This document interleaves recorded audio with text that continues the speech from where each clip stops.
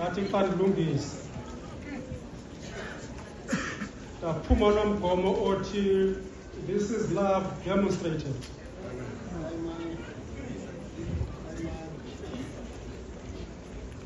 Thando alithethwa ngumlomo.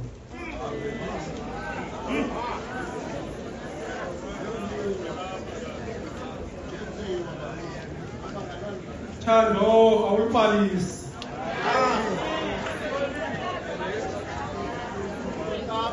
Kodwa uthando lubonakaliswa ngemisebenzi.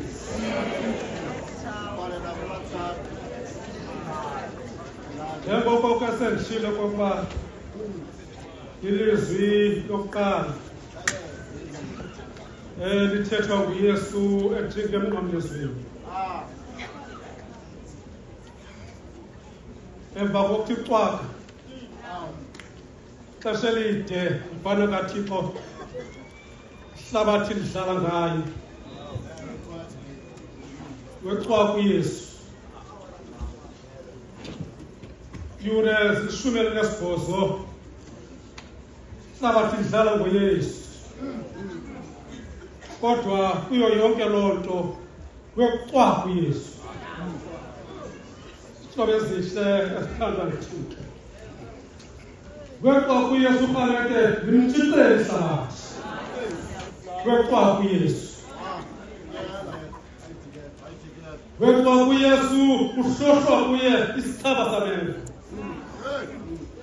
Kamele akubekwa isithaba sameva kuYesu. Kodwa siyanyala. Xa sinyalwa kutsisa amakhaphazi egazi. Kodwa kuyo yonke loo nto wecwaka uYesu. Wecwaka uYesu kamele kaThixo evuma umthandazi. Sobe ezihle zithandwa nguThixo. Wecwaka uYesu kamele ungena kuye o-6 inch kwesipekile. Kwathi ngoku kubethelelwayo isipekile engu-6 inch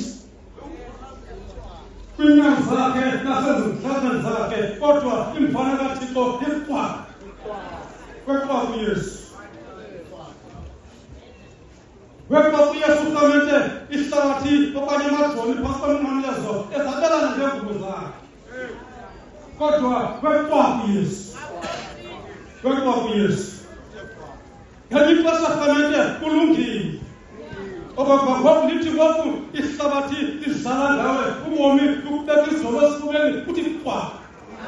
Ngoba ngelinye ixesha kamele amandla okoyisa asekuthini kwakhe. Sekuthini kwakhe. Wecwaka uYesu. Wecwaka uYesu kuhlekiswa ngaye. Sobe ezihle esithandwa nguThixo. Kodwa xa eqala ukuvula umlomo, emva kwezo zinto zonke phakamisa amazoxolo. Sobe ezihle esithandwa nguThixo. Emva kwezo zinto zonke xa eqala ukuvula uYesu, phakamisa amazwi othando.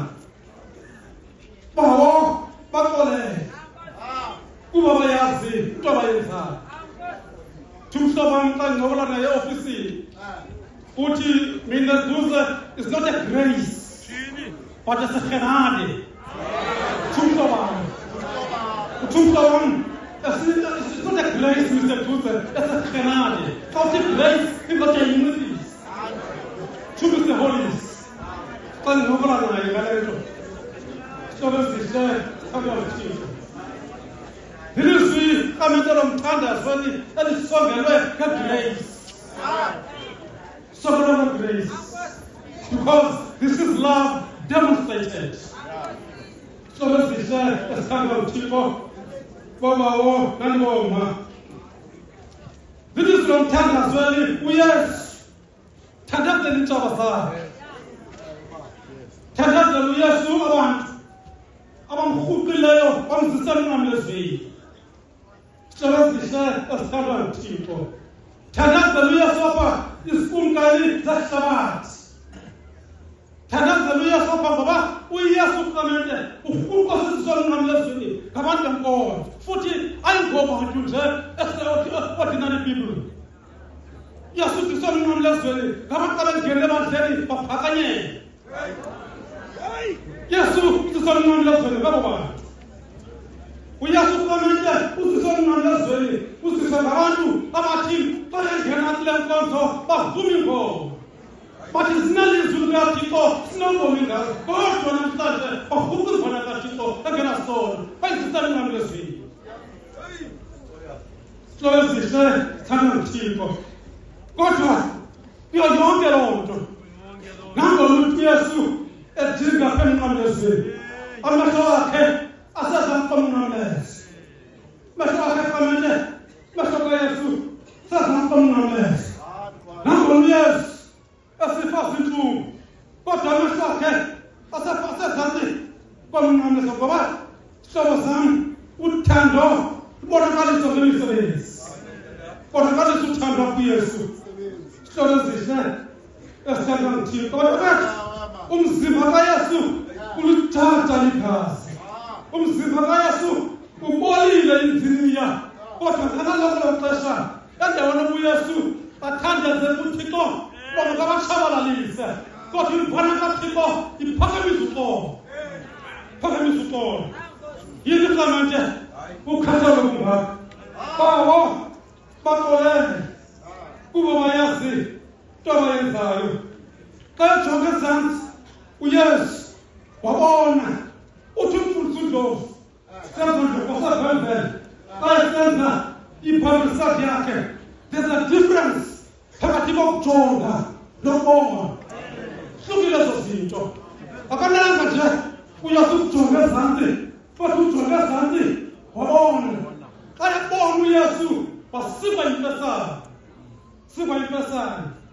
thetha amazwi bawo baxolele kuba bayazi into abayenzayo kamele kaThixo babona ma xa yathethalela uYesu ukhalela usize alibone ezantsi nomncingathi nguye osenzisizini kodwa xa yabona abantu wasikwa impesane ngenxa yosizi wathetha la mazwi bawo baxolele kuba bayazi into abayenzayo ngoba kungazi bantakwethu kuyatshabalalisa bayatshabalala abantu ngenxa yokungazi bayatshabalala abantu ngenxa yokungazi sukuYesu akusikwa impesane wemegabhini sezihle esithanda uThixo ngoba sinoYesu onjalo uYesu othi xa sibethwa lihlabathi xa ubomi usibeka idolo esifubeni amegabhini uYesu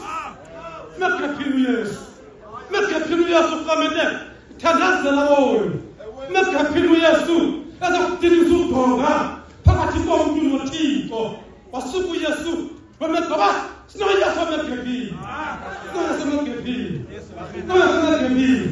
kwenzela umthandazo kuYesu esasufundiswa phakathi la klasi yabaguquki bathi intercession prayer of intercession wazibala yena kodwa wathandazela abanye abantu wathi bawo baxolele kuba bayazi into abayenzayo Yesu xa yathetha la mazwi kamele uveza uthando ubanika uthando lwakhe xa yathethalela uYesu ubanika uthando olungenamiqathango namigqaliselo this is an unconditional love ngoba kamele uthando olunemiqathango namigqaliselo ayilothando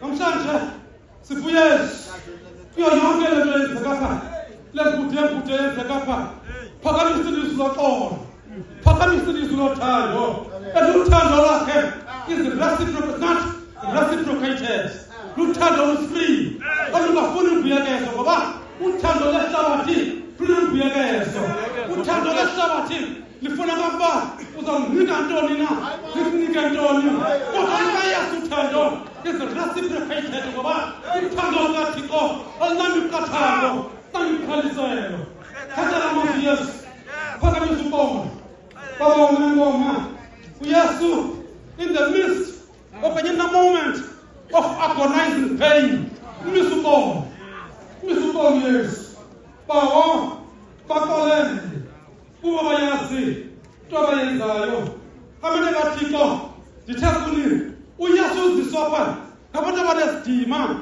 bamfaka izivelo zecawe bafaneleke uthunyelwa kuYesu ngabantu abavatha izibotho zetaweni babe nesidima kodwa namhlanje inhliziyo zabo ziphethululwe zikasathana inhliziyo zabo namhlanje zigutyungelwe ubumnyama kodwa kuyo yonke loo nto imphana kaThixo iphakamisa ilizwi kaPawulo bawo baxolele kuba bayazi into abayenzayo.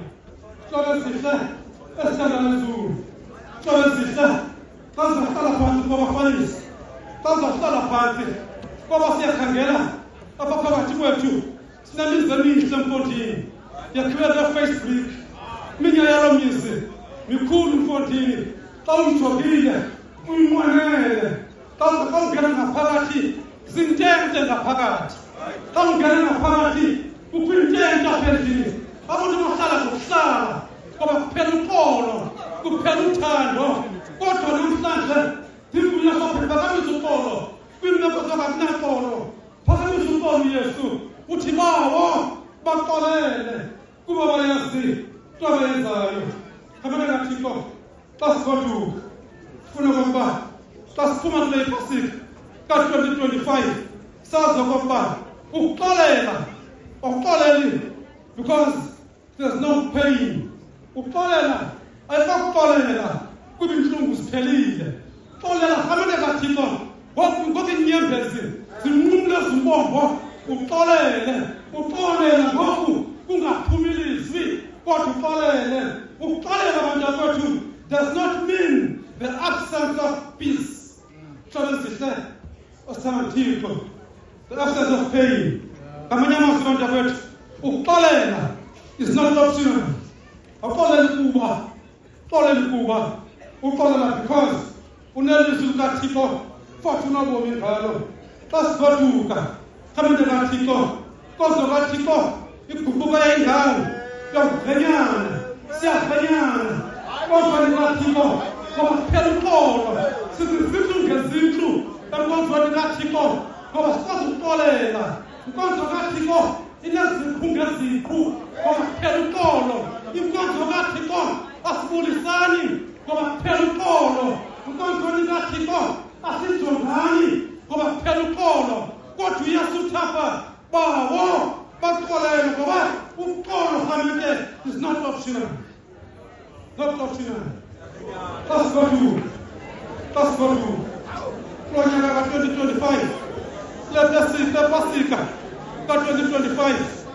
Masashuke bandakuba zikumthanda zokuqhobhoka xa ithandaza zisithi qhobhoka uThixo makandixolele dade dongena engcwabeni singamxolelanga uthi umthandazo wamaqhobhoka uthi umthandazo weqhobhoka Thixo xa ithandaza iqhobhoka lithi uThixo makandixolele dade dongena engcwabeni singasazi ndamxolele kodwa uYesu phayela uthi bawo baxolele kuba bayazi into abayenzayo.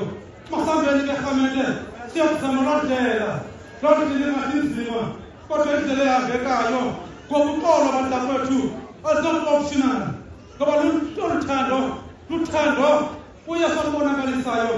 This is love demonstrated. Bawo baxolele kuba bayazi into abayenzayo.